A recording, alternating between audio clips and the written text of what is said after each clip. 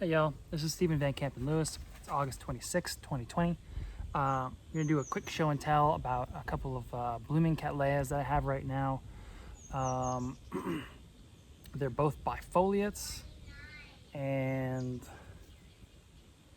this one is LC Tropical Pointer, and the clonal name is Cheetah.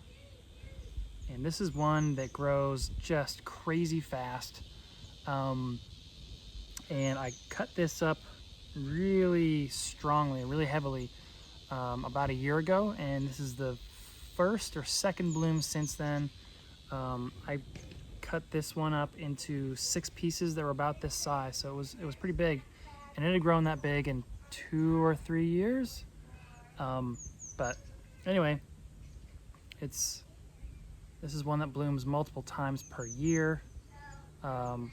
It blooms different. These flowers are kind of smaller than normal, as you can imagine from a bloom on a plant that just got cut up.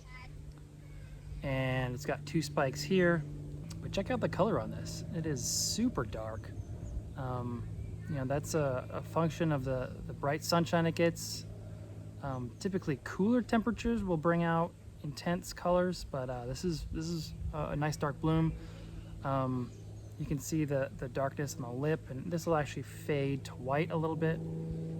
In fact, other times of the year when this one blooms, and it does bloom multiple times per year for me, it will open kind of a white actually. It might get a little pink on the petals and sepals, but anyway, this is a nice dark one. The next plant that I'm going to show is a primary hybrid. This is Cattleya Zachary Hodes. This is a favorite of mine. I absolutely love it.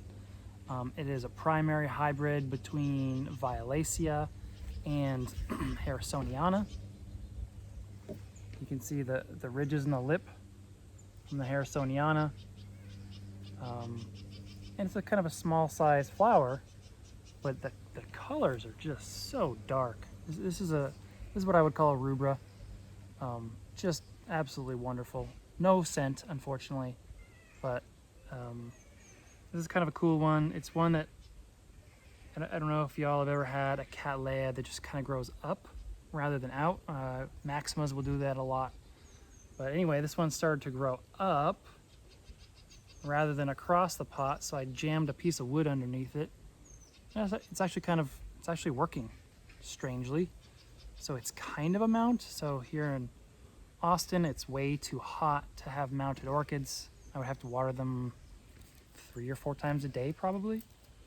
But since the back half is in the pot and the roots can grow around and back into the pot and even down the side of the pot, it seems to be working. This thing is getting to the point where it needs to be cut up probably.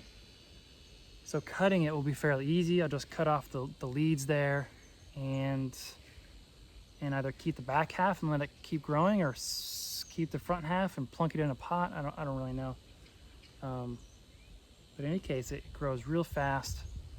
It's now gotten big enough where it's blooming several times a year, and it's really one of my favorites. I think it really got the best of violacea and harrisoniana. And you can see these roots are just going crazy.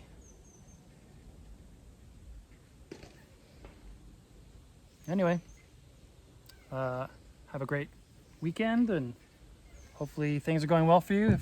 If you like this video, thumbs up, subscribe. Talk to y'all later. Bye.